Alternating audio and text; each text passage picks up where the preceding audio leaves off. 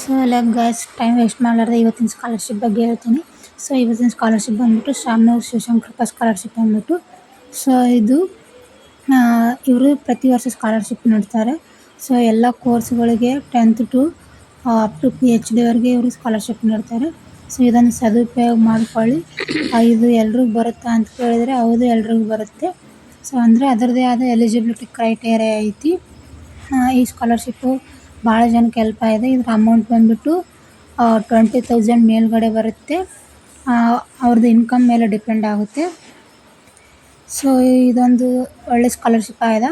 ಇದ್ರದ್ದು ಎಲಿಜಿಬಿಲಿಟಿ ಬಂದ್ಬಿಟ್ಟು first P U C ಇದ್ದರೂ ಕೂಡ ಹಾಕ್ಬೋದು, ಸೆಕೆಂಡ್ ಪಿ ಯು ಸಿ ಇದ್ದರೂ ಕೂಡ ಹಾಕ್ಬೋದು, ಅಥವಾ ಕಂಪ್ಲೀಟ್ ಆಗಿದ್ದವ್ರು ಕೂಡ ಹಾಕ್ಬೋದು, 10th ಕಂಪ್ಲೀಟ್ ಆದವ್ರು ಕೂಡ ಹಾಕ್ಬೋದು.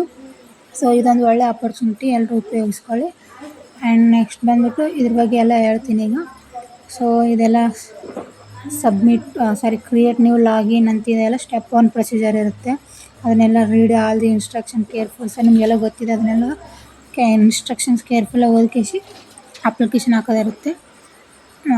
ಸ್ಟೆಪ್ 2 ಸ್ಟೆಪ್ 3ನ fill the application, all fields are mandatory ಅಂತಿದೆ. ಎಲ್ಲ ಅದು ಆಲ್ರೆಡಿ ಒಂದು ಹೇಳಕ್ಕೆ ಯಾವ ಫೀಲ್ಡ್ಗಳನ್ನ ತುಂಬಿರ್ಲಿಕ್ಕೆ ಅದು ಎರರ್ ಅಂತ ತೋರಿಸುತ್ತೆ. ಸೊ ನೀವು ನೋಡ್ಬೋದು. ಆಮೇಲೆ ಇದು PUC MBBS ಅಂತಂದರೆ ಇಲ್ಲಿ ಕೋರ್ಸಸ್ PUC ಮಾಡಿದವ್ರು ಕೂಡ ಅಪ್ ಟು MBBS ಅವ್ರು ಕೂಡ ಅವರು ಕಟ್ ಆಫ್ ಯಾವ ರೀತಿ ಇರಬೇಕಂತ ಅಂದರೆ 95%. ಮತ್ತು diploma, BSc, BCom, BE, BSc ಅಂತ ಇದೆ. ಸೊ ಇವ್ರು ಕೂಡ ಪರ್ಸೆಂಟೇಜ್ ಎಷ್ಟಿರ್ಬೇಕು, ಕಟ್ ಆಫು 90% ಇರಬೇಕು. ಸೊ ನೆಕ್ಸ್ಟ್ ಬಂದುಬಿಟ್ಟು BCA, BBMA, BA, BDS, D.Pharm, MSc, MA, MCom, B.Ed, CA ಇವ್ರದ್ದು 85% ಇರಬೇಕು. ಸೊ ಬಾಯ್ ಆಗಿರಲಿ ಗರ್ಲ್ ಇದೆ, ಇಬ್ಬರು ಕೂಡ ಹಾಕ್ಬೋದು ಈ ಸ್ಕಾಲರ್ಶಿಪ್ಪು. ಸೊ ಇದನ್ನು ಮಿಸ್ ಮಾಡ್ಕೊಳಕ್ಕೆ ಹೋಗಬೇಡಿ. ಸೊ ನೆಕ್ಸ್ಟು ಲಾಸ್ಟ್ ಡೇಟ್ ನೋಡ್ಬೋದು ನೀವು. Last date for online application 15/7/2026. So next ಮಂತಿಗೆ ಇನ್ನೂ ಕಂಪ್ಲೀಟ್ ಆಗುತ್ತೆ ಇದು last date.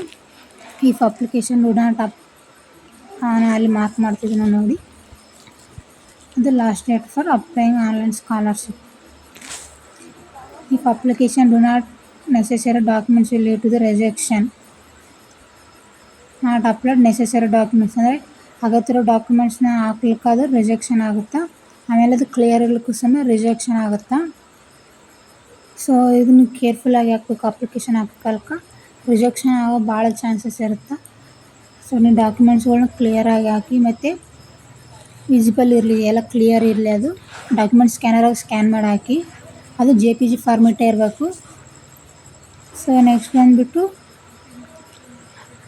Only online application with application number and with required documents will be accepted. ಅದು ನೋಡ್ಕೊಳ್ಳಿ. ಸೊ ನೀವು ಮತ್ತು ಏನಾದರೂ ನಿಮ್ಮದು ಕ್ವೆರೀಸ್ ಇತ್ತಂದರೆ ಅದನ್ನು ಇಮೇಲಿಗೆ ಮಾತ್ರ ಕಳಿಸ್ಬೇಕು. Phone or postal letter will not be replied. ಅವ್ರಿಗೆ ಅದಕ್ಕೆ ರಿಪ್ಲೈ ಮಾಡೋದಿಲ್ಲ. ಸೊ ನೀವೇನಿದ್ರೆ ಇಮೇಲ್ಗೆ ಕಳಿಸ್ಬೇಕು. Trust will not resend scholarship amount if it's reject ಆದರೆ ಸ್ಕಾಲರ್ಶಿಪ್ನ ಅವರು ಹಾಗೇನು ಮತ್ತೆ ನಿಮ್ಗೆ ಸ್ಕಾಲರ್ಶಿಪ್ ನೀಡೋದಿಲ್ಲ.